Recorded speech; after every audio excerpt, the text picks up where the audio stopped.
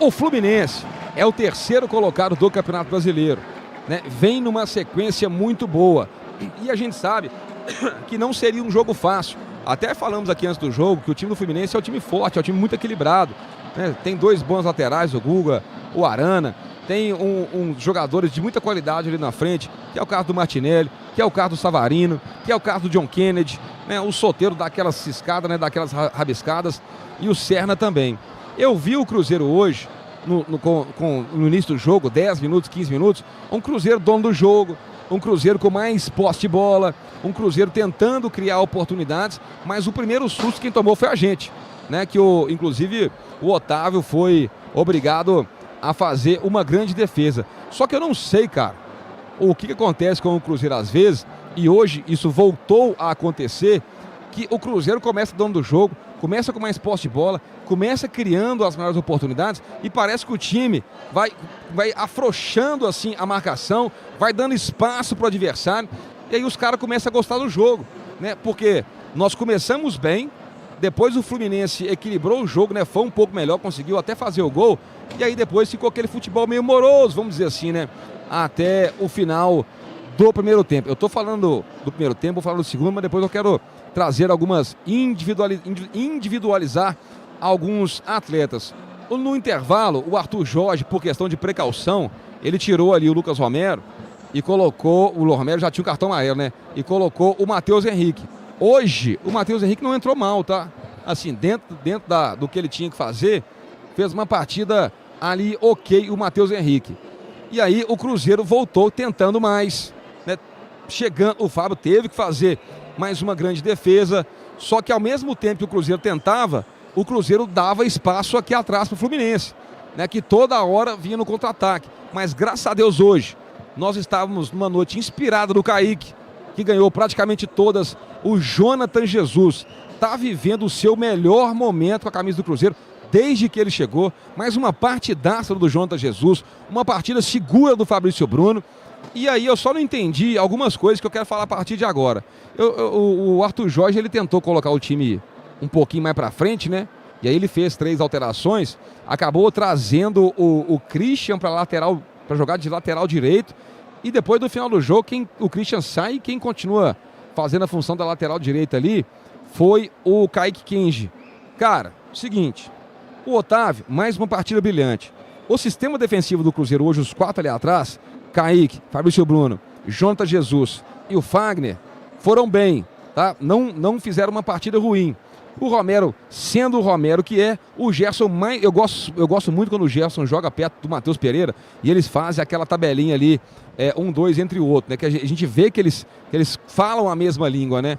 Então, também fizeram boas partidas. O Matheus Pereira fez o gol, mas colocou uns 3 na cara do gol e os caras acabaram perdendo. O Gerson também hoje fez uma boa partida. Mas agora vamos do meio ali pra frente, né? Vamos do meio ali pra frente. Hoje nós entramos com o Christian, Arroio e o Neisser.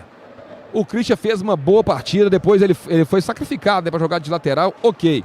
Arroio, um pouquinho mais de calma, Arroio. O Arroio muitas vezes ele é muito afobado, mas é um bom jogador, tá? Mas hoje eu acho que o momento do Sinisterra é melhor que do Arroio, tá?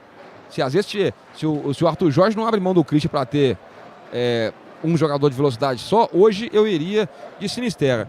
E agora eu quero dar um recado aqui direto pro Neisser. Vocês ficaram brincando comigo aqui, ó, todo mundo. Mas o que eu falei é a maior verdade. O Neisser, gente, ele é um bom jogador e ele será um bom atacante.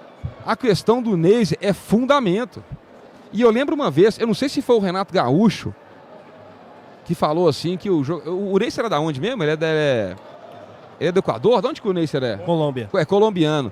Né? O Renato Gaúcho falou uma vez que os jogadores sul-americanos, né, que vai ser aqui do Brasil, eles têm realmente uma dificuldade de adaptar no futebol brasileiro, porque lá a forma de treinar é muito diferente daqui. Então eu vejo a qualidade do Neisser, só que falta fundamento pro Neisser.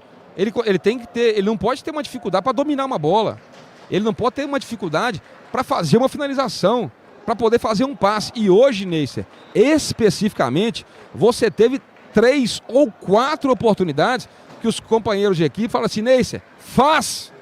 O Gerson limpou todo mundo, tocou para trás. Ele chegou atrasado. Depois a mesma coisa com o Matheus Pereira. Aí ele teve um outro passe do Matheus Pereira, que ele tentou chutar de esquerda, bateu na rede.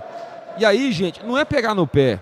Porque esses caras que estão jogando aqui hoje, eles vão jogar tanto o Brasileiro quanto o Libertadores, quanto o Copa do Brasil. E nós não podemos, todos os jogos, agora eu tô falando do Ney, mas agora vale para todos. Todos os jogos a gente perde gol demais. Cara, como perde gol o time do Cruzeiro? No modo geral, não foi uma partida ruim do Cruzeiro. O Cruzeiro jogou bem. Mas, cara, muito erro de passe e muitas oportunidades desperdiçadas pelo Cruzeiro, né? E agora, eu acho que é o Arthur Jorge aproveitar esse tempo. O Cruzeiro precisa desse tempo também para se reforçar, né? Por exemplo, eu acho que precisa de mais um cara para jogar ali na posição do Romero. O Matheus Pereira precisa de um substituto à altura, né? E algumas outras posições que a gente tem aqui como carência. Dos caras que entraram, eu falei, achei que o Matheus Henrique não entrou mal, tá? No segundo tempo, achei que ele foi bem. O outro que para mim também entrou bem no jogo, o Sinisterra. E graças a Deus que ele está conseguindo ter uma sequência, está de contrato renovado, fica até o final de 2028, está evoluindo cada vez mais o Sinisterra. Agora, o Kenji hoje ele tentou muito, mas errou muito. Não achei que o Kenji não entrou bem. E agora, gente, um jogador que eu pedi muitas vezes aqui, e eu começo a queimar minha língua, cara, o Bruno Rodrigues. Cara, eu nem falei o nome do Bruno Rodrigues hoje no segundo tempo. Ele entrou, assim, totalmente abaixo, né? O Bruno Rodrigues estava em outro ritmo, né? Então, uma péssima partida hoje, uma aparição do Bruno Rodrigues, né? Que primeiro jogou no lugar do Neyce como atacante, depois, quando o Chico da Costa entra, ele é deslocado para jogar aqui pela ponta direita. O Chico da Costa não vou nem falar, porque ele entrou faltando ali, sei lá, 5 minutos, teve só uma tentativa ali de um cabeceio, mas eu acho que não agrega muita coisa também não. Agora, de um modo geral, a gente tinha pedido aqui 3 vitórias do Cruzeiro antes da palavra da Copa. Foram 2 vitórias, Chapecoense pelo Brasileiro, a vitória sobre o Barcelona de Guayaquil e hoje o empate contra o Fluminense. Nessa reta final de 9 pontos disputados, nós conquistamos 7. Não é ruim, mas empatar dentro de casa nunca é bom. Mas assim, dada as circunstâncias do jogo, um time que sai atrás do resultado, pelo menos na pior das hipóteses, conseguiu o empate. Mas é aquele velho ditado do futebol. E hoje o Cruzeiro pagou por isso. Quem não faz, toma. E hoje o Cruzeiro tomou. Esse tipo de gol bobo, igual nós tomamos, se é numa Libertadores ou se é numa Copa do Brasil, pode custar uma classificação. E essa é a minha preocupação. Eu espero que nessa parada para a Copa o Arthur Jorge consiga arrumar todos os problemas do Cruzeiro e que o elenco também se reforce. Pauleira, Guilherme Alves e Washington Luiz.